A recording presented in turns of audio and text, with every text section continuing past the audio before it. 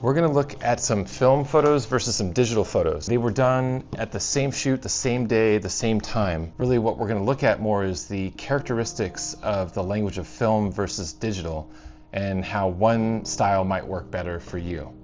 The best way to do this, well, let's take two medium format cameras on a little trip down to LA.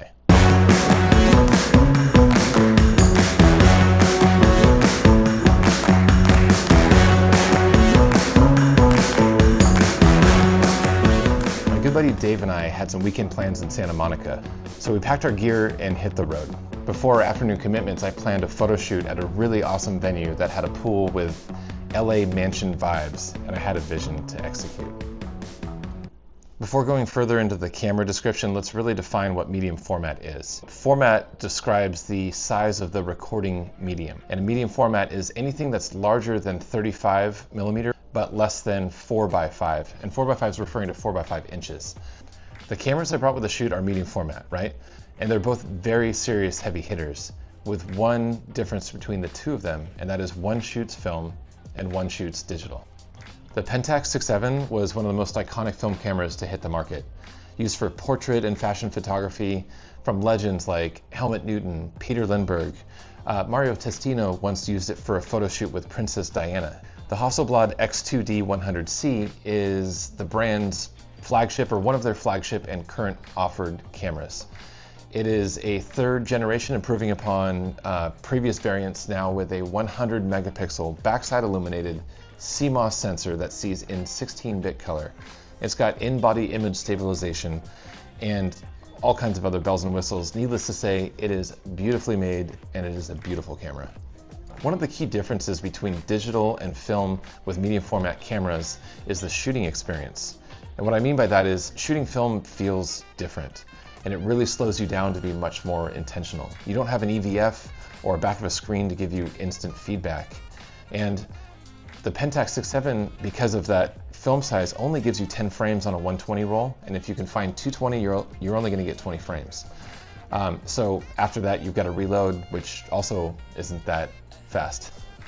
The X2D is a slow digital camera by comparison, but it does have an internal 1 terabyte SSD, so you can shoot at full resolution over 5,000 frames before you need to dump that onto a hard drive. It's also got autofocus, which isn't super fast and could be more confident in low light or challenging situations like that. But as beautiful and as amazing as the X2D is, it still feels more like you're shooting a computer than it is working with a camera. The Pentax is more of a tactile experience. It's got a big viewfinder, the shutter that you can feel and also hear from across the room or maybe even across the street. By all means, it's like driving a vintage sports car with a manual transmission. It's got soul, it's got character. It's not perfect, and in a good way. Resolution, in my opinion, is somewhat of a hype, and 100 megapixel sensor is overkill in most applications. It does give you the ability and more flexibility to crop in, but you can still crop on a 35, you can crop on a medium format, and some of the most iconic images that we've seen were actually cropped in from the original frame. You know, when you zoom in on a retina display, you can certainly pixel peep and then appreciate the difference between a 100 megapixel sensor and an image made from a camera with, say, a 24 megapixel sensor. I don't think that's the best way to appreciate a photograph, and I think it should be done in more of a printed form. It's just different, and I hope that printing photographs comes back and becomes more popular, like how film is coming back and making its resurgence. Just to talk lenses here, the Pentax 6.7 has one of, if not the largest lens selections off any medium format line. And some of those lenses are the most sought out lenses available, including the 75 f2.8 and the 105 f2.4 were top on that list, and they were both actually used for this shoot. I do wish the camera had the leaf shutter design in the lenses like Hasselblad did, which would enable a high-speed flash sync, but that's a small trade-off for the quality and the style of these lenses. The X2D lenses are incredibly sharp, but not overly sharp. They have some character, but it's not too much character. I really feel like that's like the best compliment I can give the X2D lenses and the Hasselblad style is that it's so subtle.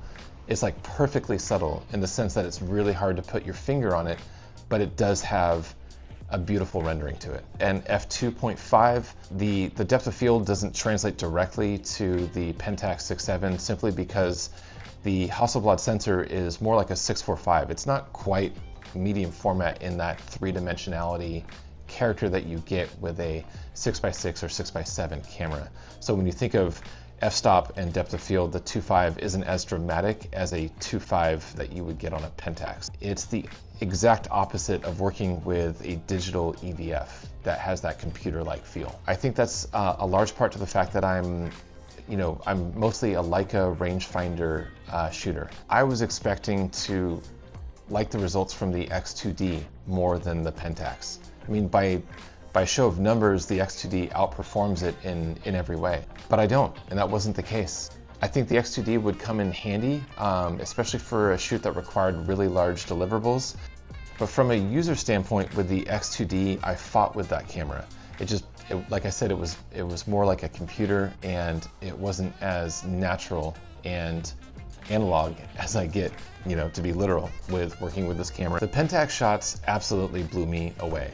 And it's not that the X2D results weren't absolutely amazing. I have some process in post to get these images to look a little bit more like film, but for the Pentax, it wasn't for its sharpness, it wasn't necessarily for the contrast.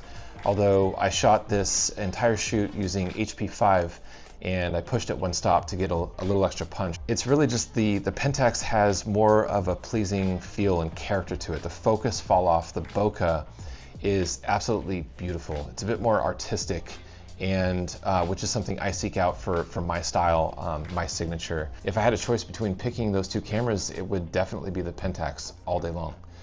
This would be the one. So which one is better for you?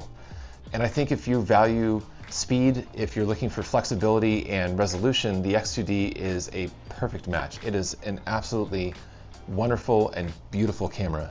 But if you're seeking a camera more for the process, if you really like that flavor and texture feel of film on vintage glass, then the Pentax 6.7 is definitely an option to consider.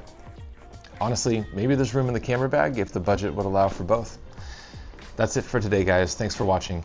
If you have shot medium format before, drop a comment below. Is it film? Is it digital? What camera are you using? I'd love to hear. I'll see you guys next time, and until then, stay curious and keep clicking.